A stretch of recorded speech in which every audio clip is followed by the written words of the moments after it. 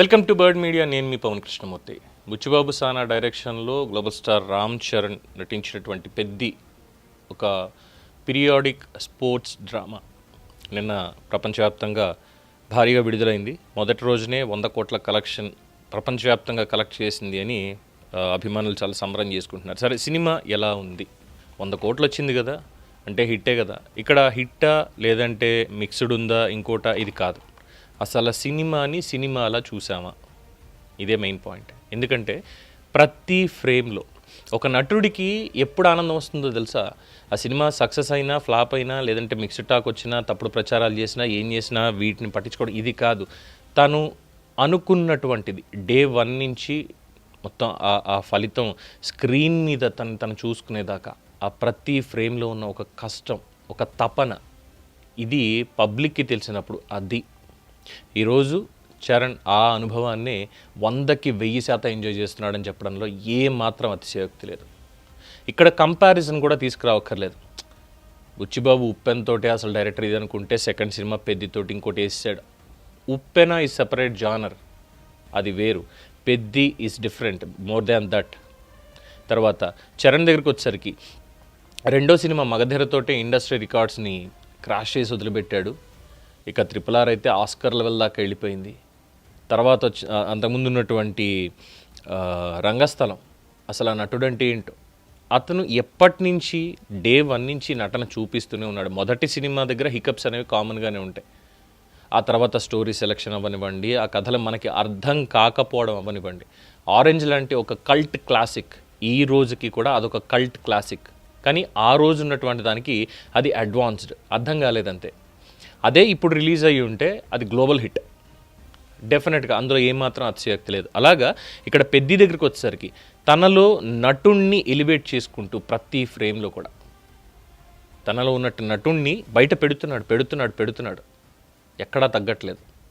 ముఖ్యంగా introduction scene దగ్గర నుంచి అసలు ఆ స్టోరీ సినిమా మీరు చూస్తేనే తెలుస్తుంది. నేను స్టోరీ రివీల్ చేయట్లేదు, నేను కేవలం చరణ్ గురించి మాత్రమే చెప్తున్నా.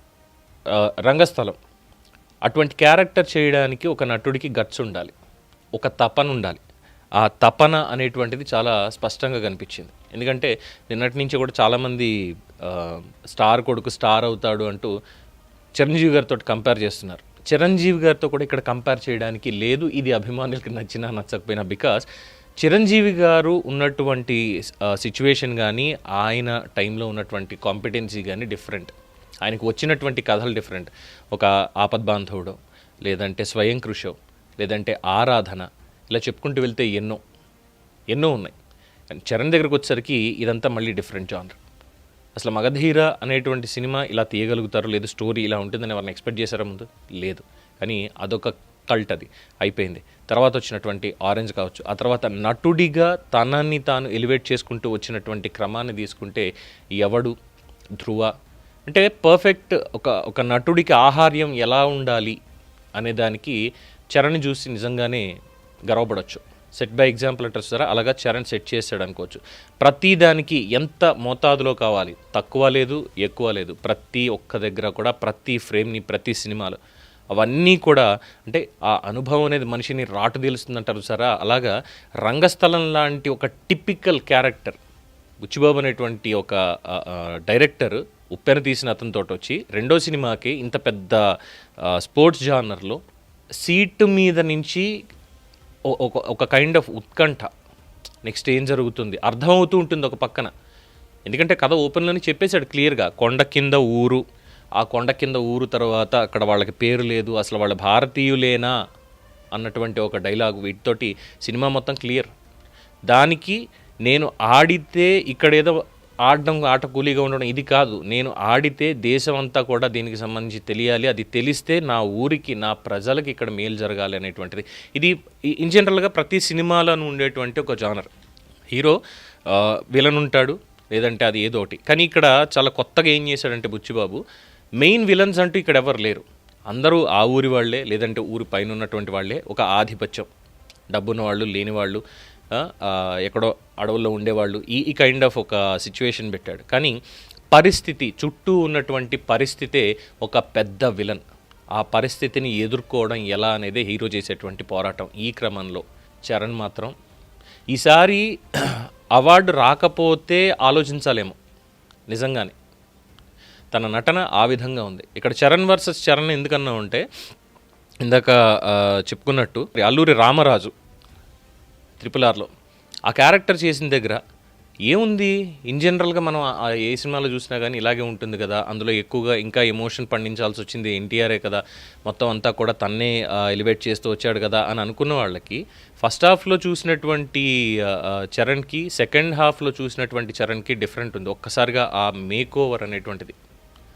ఫస్ట్ హాఫ్లో బాడీ బిల్డ్ చేశాడు, చక్కగా ఒక బ్రిటిష్ ఆఫీసర్ లాగా సెటిల్డ్ పర్ఫార్మెన్స్ అయిపోయింది.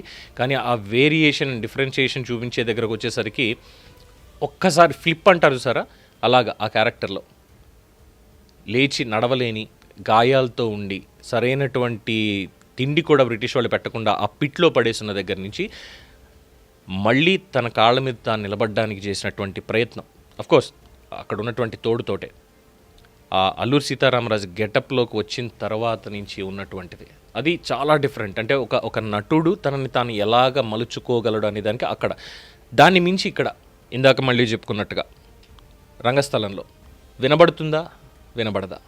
వినబడుతుంది ఆ దగ్గరకు వెళ్ళి చెప్తేనే. ఆ క్యారెక్టర్ని చేయడం అనేది అంత ఈజీ కాదు. కత్తి మీద సాము. ఒక పాలు ఎక్కువైనా అతి అనిపిస్తుంది, ఒక పాలు తక్కువైనా ఏదో లోపం ఇస్తుంది. ఆ మధ్యలో ఒక థిన్ లైన్ ఉంటుంది చూసారా, ఆ లైన్ పట్టుకున్నాడు. ఆ లైన్ని పట్టుకుని ఎక్కడా వదలట్లేదు. మీరు ఏ సినిమాలో చూసుకున్న ఇటీవల కాలంలో లాస్ట్ బ్యాక్ టు బ్యాక్ తీసుకున్నవి ఏ సినిమా తీసుకున్నా సరే ఆ లైన్ ఒక పాయింట్ పైన లేదు, ఒక పాయింట్ కింద లేదు, కరెక్ట్గా ఆన్ మీటర్ ఎలాగా అనేది. ఎక్స్ప్రెషన్స్ కుస్తీ దగ్గరకు వచ్చేసరికి సరే ఇందులో శివరాజ్ కుమార్ ఉన్నారు, లేదంటే జగపతి బాబు, మిగతా వాళ్ళు చాలామంది కాస్ట్, హీరోయిన్ జాన్వీ కపూర్ ఇలా పెట్టారు, అంతా అయ్యింది. Periodic sports drama, cross over అథ్లెటా ఏదో ఇది తీసుకొచ్చి మొత్తం 3, ఒకటేమో క్రికెట్, రెండోదేమో కుస్తీ, మూడోది రన్నింగ్, ఇలాగ క్రాస్ ఓవర్ అథ్లెట్ అని చెప్పని మిక్స్ చేసి ఎక్కడా కూడా ఒక సెకండ్ అరే ఇక్కడ కదలేదే, ఇక్కడ ఇది ఎందుకు వచ్చింది, ఇది ఎందుకు అయ్యింది, ఇలా ఎక్కడా లేకుండా స్పెషల్ సాంగ్ లాంటివి ఏమన్నా అనిపించే అవకాశం ఉంది, కానీ దాన్ని కూడా ఓవర్కమ్ చేసేసాడు. అవన్నీ వేరు. ఇక్కడ సినిమా మొత్తంలో ఆన్ స్క్రీన్ కనిపించేది 3 ఎలిమెంట్స్. కథని రాసుకోవడంలో, దాన్ని స్క్రిప్ట్ చేయడంలో, సెట్స్కి తీసుకెళ్లడంలో, దాన్ని పిక్చరైజ్ చేయడంలో మొత్తం అంతా బుచ్చిబాబు శ్రమ అనేది 100% కనిపిస్తుంది. దాన్ని ఇంకా ఎలివేట్ ఎలా చేయాలి అనేటువంటి దగ్గర మ్యూజిక్ AR రెహమాన్ నిలబెట్టేశాడు. సరే చాలామంది విమర్శిస్తారు, అది వేరే విషయం, అందులో సాహిత్యంలో ఏంటి, ఈ పాటలు ఏంటి, ఇదేంటి అని. అప్పుడు మనం ఏం మాట్లాడుతున్నాము అనేటువంటిది కూడా ఉంటుందిగా, అలాంటప్పుడు అక్కడ మాట్లాడడానికి లేదు. సో అది పక్కన పెట్టేస్తే బ్యాక్గ్రౌండ్ మ్యూజిక్ కానీ ప్రతి దానికి, తర్వాత కెమెరా ఫ్రేమ్వర్క్, ఆ కలర్ టోన్, నవీనులి ఎడిటింగ్, ఇవి సెకండ్ సెగ్మెంట్లో. ఇక మూడో సెగ్మెంట్ ఇటు బుచ్చిబాబు రాసుకున్న దాన్ని, వాళ్ళు తీసిన దానికి మొత్తం అన్నింటికి కలిపి తన భుజాల మీద మోసేశాడు. 100% మోసేశాడు. అందులో ఏమాత్రం డౌట్ లేదు. ప్రతి ఒక్క పాయింట్లో, ప్రతి డీటెయిల్లో అసలు రామ్ చరణ్ ఎంత కష్టపడ్డాడు. ఇందులో ముందు నుంచి సరిగ్గా చెప్పలేదు, ఎస్టాబ్లిష్ చేయలేదు. ఎందుకంటే డూపులు లేకుండా ఫైట్లు చేశారు, డూపులు లేకుండా ఈ స్టంట్స్ చేశారు అండ్ ఇలాగా అని చెప్పి చెప్పాల. బట్ యాక్చువల్లీ డూపులు లేకుండానే చాలా వరకు కూడా సీజీ కూడా చాలా తక్కువే. న్యాచురల్ షాట్స్ మీకు ఎక్కడ చూసినా కనిపిస్తూ ఉంటాయి, చాలా న్యాచురల్గా. కుస్తీ పోటీల దగ్గర నుంచి మొత్తం ఏది తీసుకున్నా కానీ ఎవరి పాత్ర వాళ్ళు ఆ పరిధిలో చేసేశారు.